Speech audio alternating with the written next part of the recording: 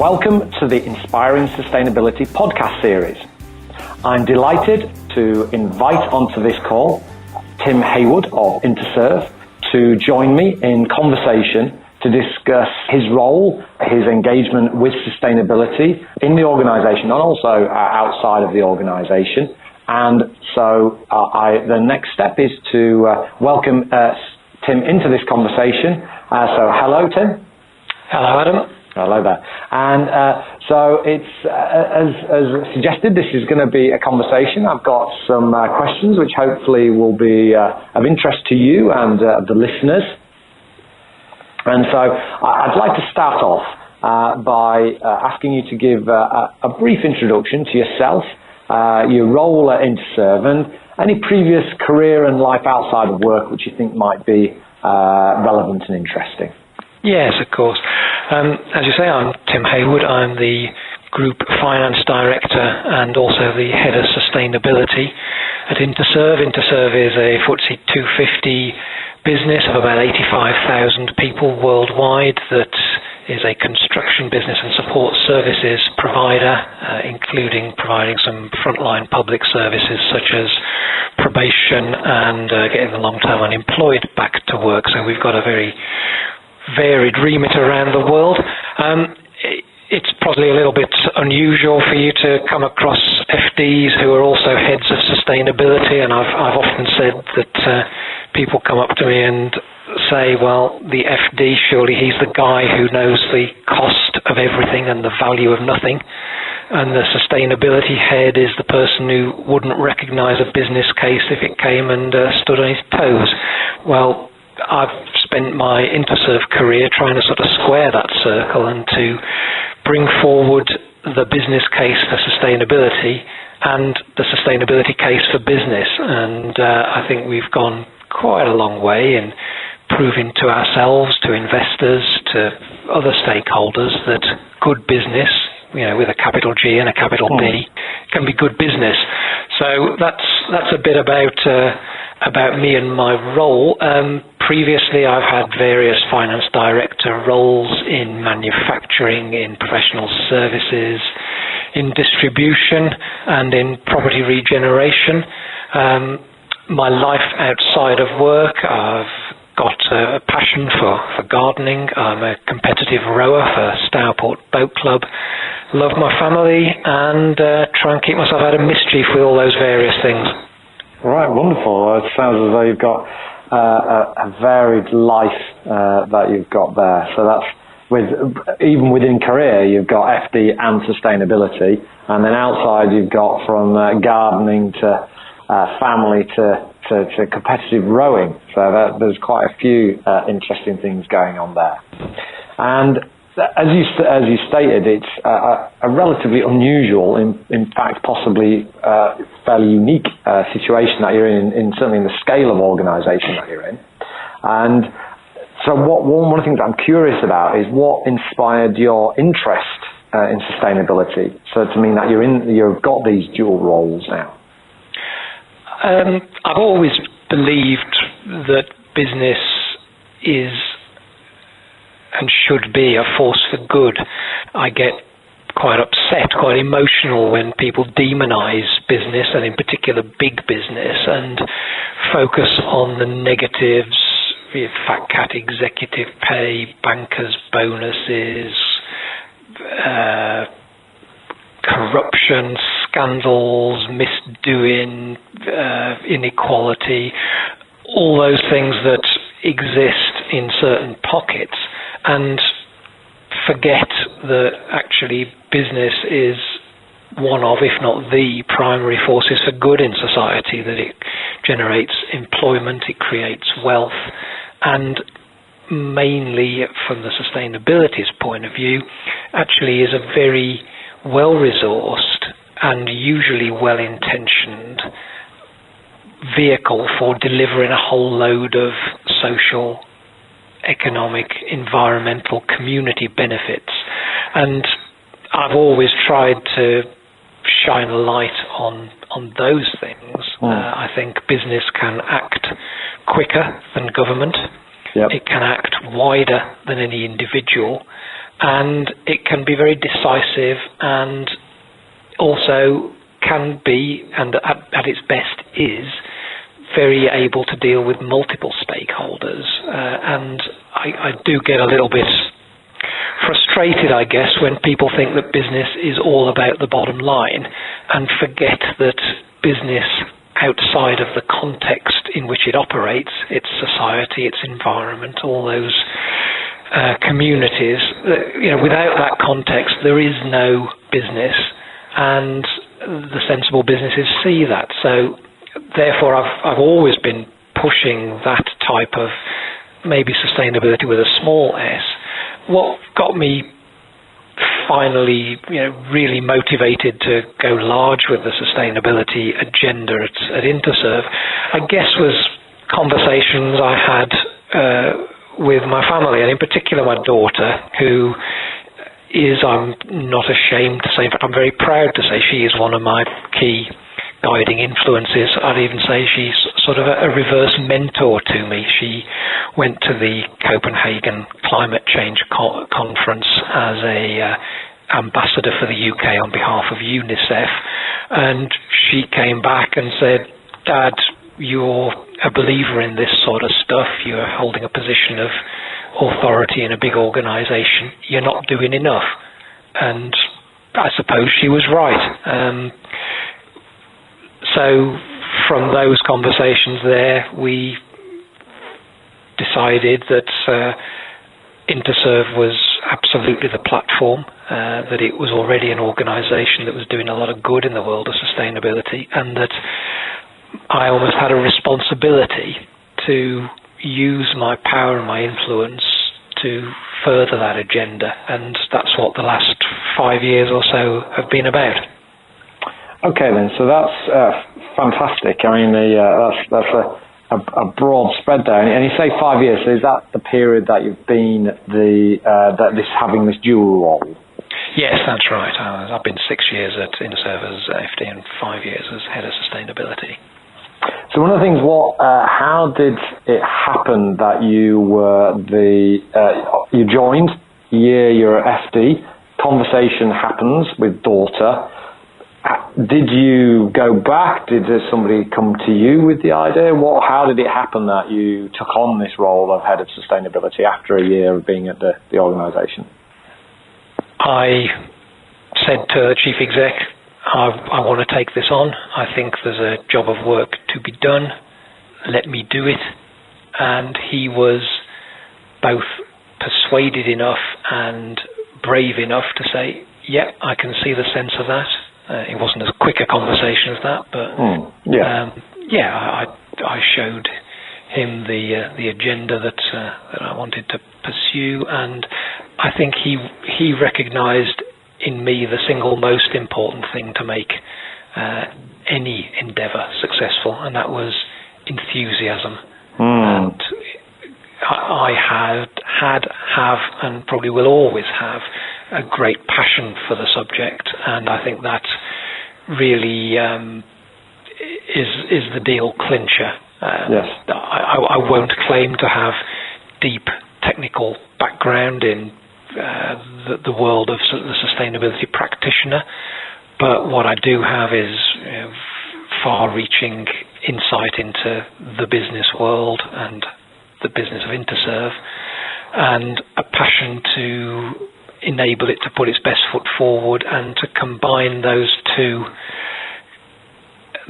sometimes separate worlds of sustainability and finance. I think you were in the audience, Adam, when I was at the ED conference talking about the language gap between finance and sustainability, and I think there's so much in common, but sometimes neither side recognises what they have in common because they're using different languages, the technical language of the accountant and the technical language of the sustainability practitioner sort of are for the initiated, and they need a bit of translating. So that's part of the role that I've been playing, is to cast sustainability in a good general business light and to show general business how sustainability helps it to deliver its strategic goals.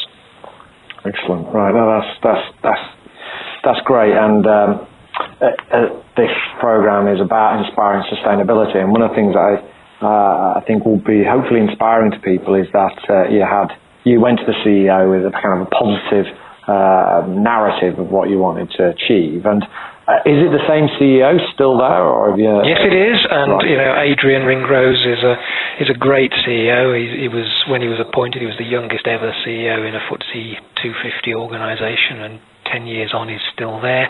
Right, and right. I think his vision, his bravery, his willingness to let his team do things like this is part of the reason for his success and the company's success.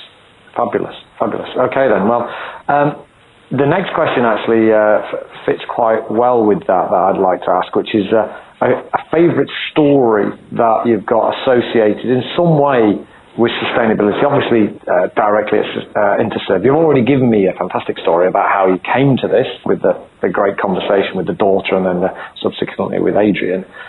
And I'm sure there's a myriad of stories that you've got, but could you pluck out one of them which would illustrate nicely something that you'd like to communicate?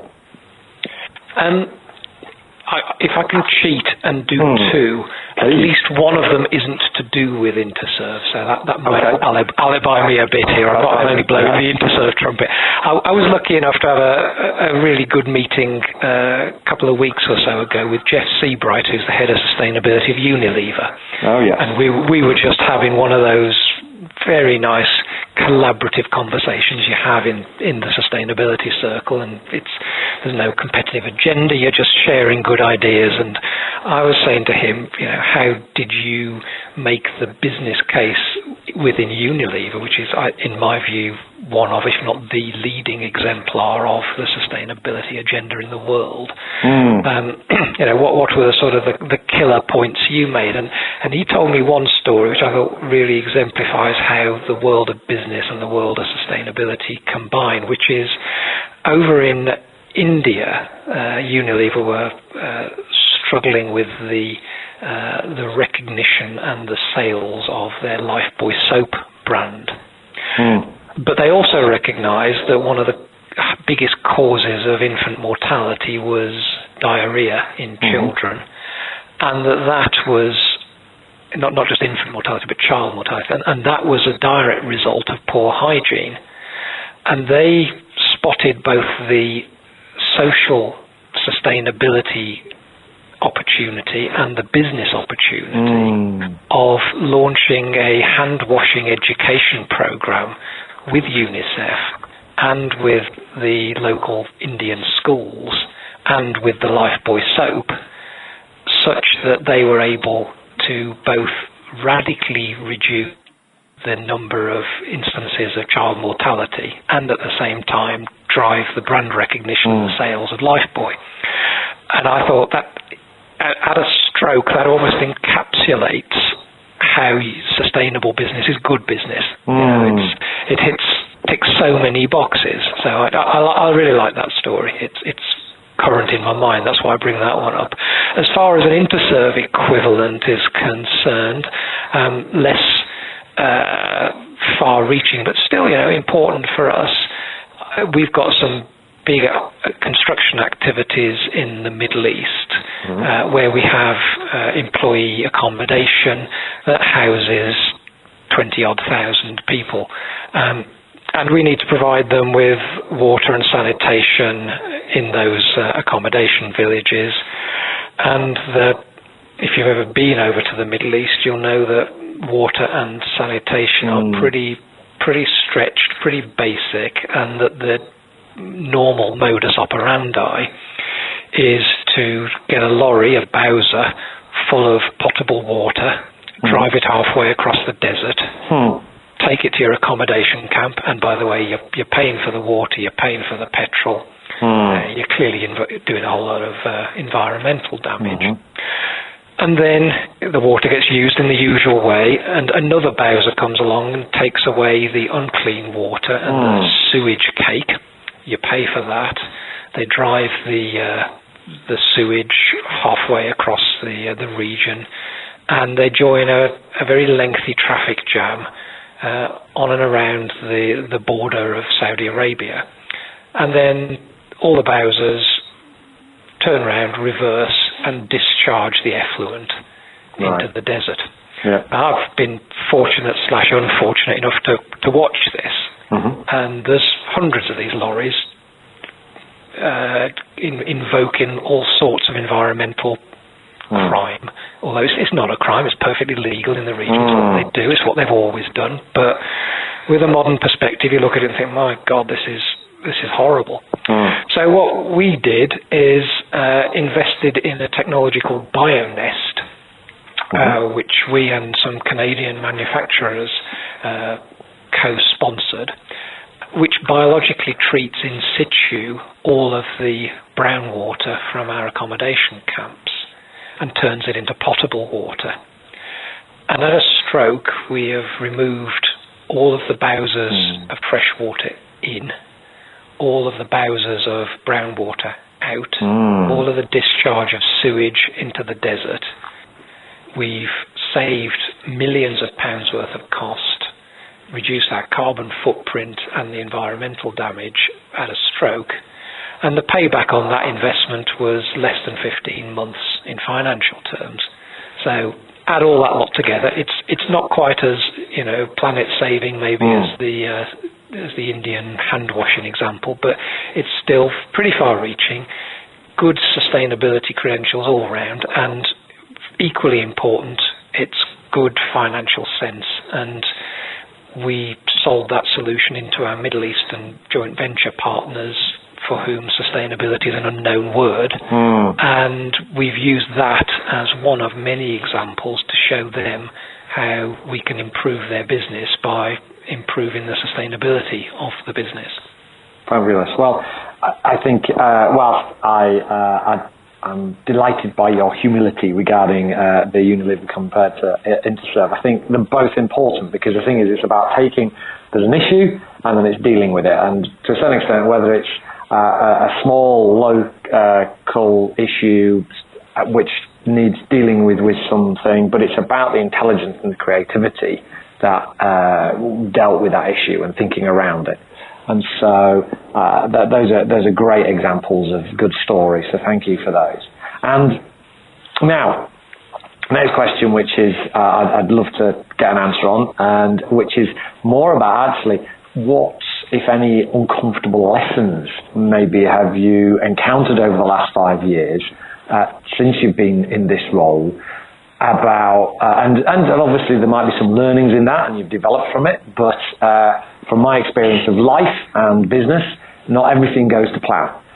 So I'd be really fascinated about what you've learned and when it was maybe uncomfortable. Yeah, you can certainly say that again. Life does throw up the odd challenge. So many lessons. I'll try to pick out a few. I think the first one is the age-old adage that what gets measured gets done.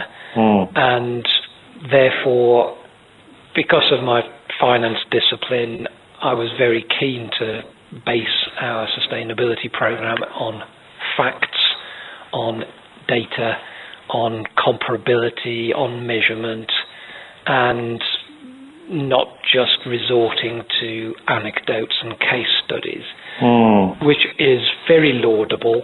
I'm sort of glad I did it, but it hurt. And I've often said that we spent the first 2 years of our sustainability journey deep in some dark data mines, digging away, trying to find the nuggets of data. And it was tough. It should not be underestimated as a challenge, and it required a lot of persistence, a lot of effort, a lot of hard yards from a lot of people. And I think without leadership from the top, it could have faltered at that point there, because there is nothing less exciting than just digging away for data, and to be patient enough and dogged enough to get that data so that you can measure your progress. That was quite a toughie. So I think that was That was lesson one. Don't underestimate the importance of data, but also don't underestimate how difficult it is to get the sort of data you need. Lesson number two was one that we did anticipate, and our sustainability plan tries to take account of it, which is that different people have different motivations, they've got different priorities, and they've got different things that interest them and don't interest them. And that means that some elements of the plan are not interesting to some people. Some elements of the plan people are just too busy to engage with. And some elements of the plan people don't see the relevance of, or really do see the purpose of. And therefore we designed a multi-pronged attack with lots of different targets and lots of different milestones to try to speak to everybody, at least in part. And that was good. What it did mean, though, which is a little bit uncomfortable maybe for the purist sustainability practitioner, is that people might have been doing the right things, but from a purist point of view, they may well have been doing them for the wrong reasons. And I had to swallow my theoretical pride and accept that as long as people were doing the right thing, I didn't mind if they were motivated not by the purest motives. Yes.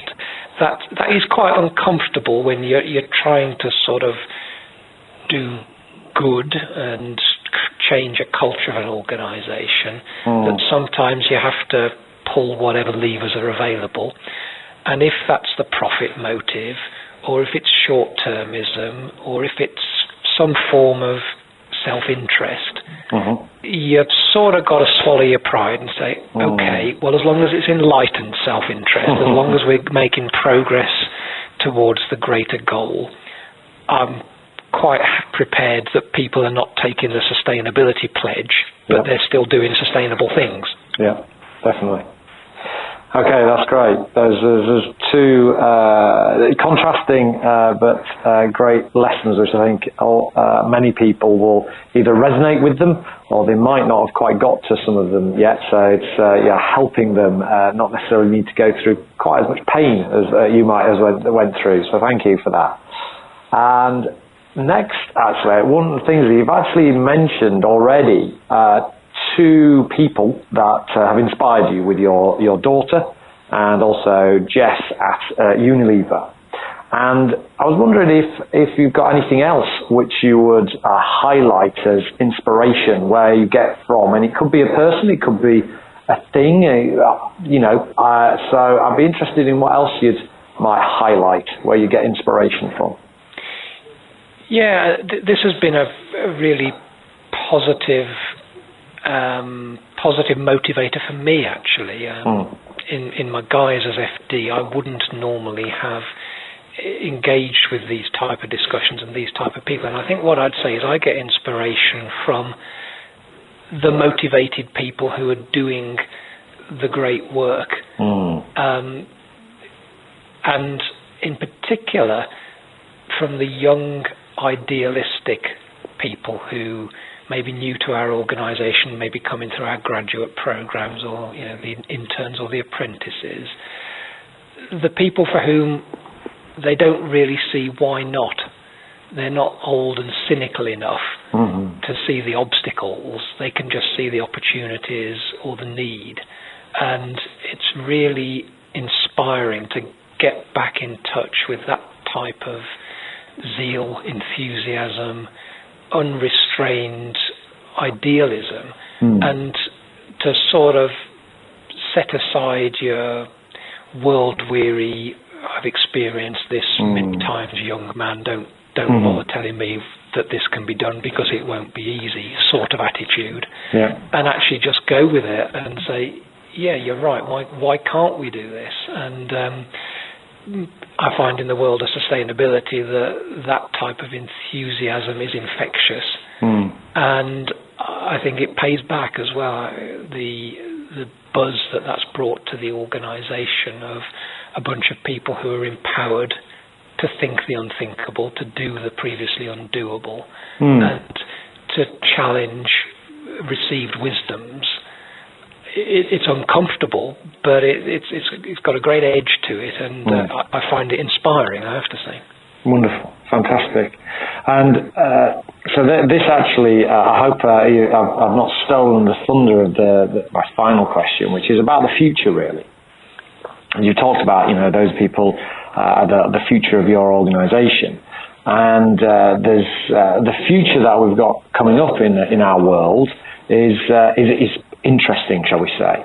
And so I've got kind of two questions which are part of one theme, really, which is what worries you and what inspires you about the future. And these are kind of my last sort of points that I'd like to cover before we close.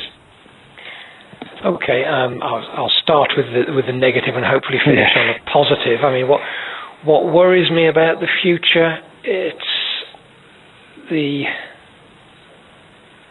required pace of change being potentially greater than the ability to change. I think people's behaviours and attitudes change slowly, especially the people in leadership positions. When you get to my age, you're pretty set in your ways, and it's more difficult and more challenging to change. And I think the pace of change that we need to bring about, not just to reverse climate change, but to rebuild communities and to reinstate businesses licensed to operate in society, and all of those things really are very urgent. And I worry that whilst we might be doing the right things, are we going to be doing them fast enough? But what inspires me about the future is that we are as mankind very adaptable. We've got a long and proud record of causing our own problems and then putting them right. The pace of innovation, in particular if you look into the digital world, the world of technology, is extraordinary. And we are reinventing ourselves and our purpose at an extraordinary rate. And maybe the inspiration for the future doesn't come from the leadership generation of today, but it comes from the attitudes, the abilities, the sheer can-do, no bounds approach of the young generation, my daughter and my son's generation, who are, inheriting a bit of a poisoned legacy from our generation, but I think they've got all the skills and all the attitudes to put things right. And I'm an optimist. I think you have to be to believe in being able to make the sort of changes that we are making. But having tried it out within Interserve, the sheer groundswell of support and positivism and enthusiasm that now resonates around the organisation is far greater than I could possibly have dreamt of 5 years ago. And I think that inspires me, that the past has shown that, while the future is going to be even greater. So I am net a positivist and an optimist. Great, wonderful. Okay then, so thank you. And it's so that I think well encapsulates that holistic challenge and opportunity that we've got and we're facing. So really delighted with that conversation that we've had there. Really, thank you so much. And one of the things that I will be writing this up as an article. And I think as I was listening to that, the biggest challenge that I'm going to have is how do I fit that all into the amount of words that I'm going to have, because there's so much great stories and information within there. So thank you so much for that. And I think it's it's that inspiring sustainability title that I gave it. You haven't let us down there, Tim. Thank you very much. Thank you very much, Adam. This is the end of the podcast. I thank you for listening to this podcast, and I invite you to join us for future ones. And just finish off by thanking once again Tim for giving his time as a Group FD of a FTSE 250 company. It is, I'm sure, there's many demands on his time, so it's extremely appreciated that he's given this to us. So thank you, Tim. My pleasure.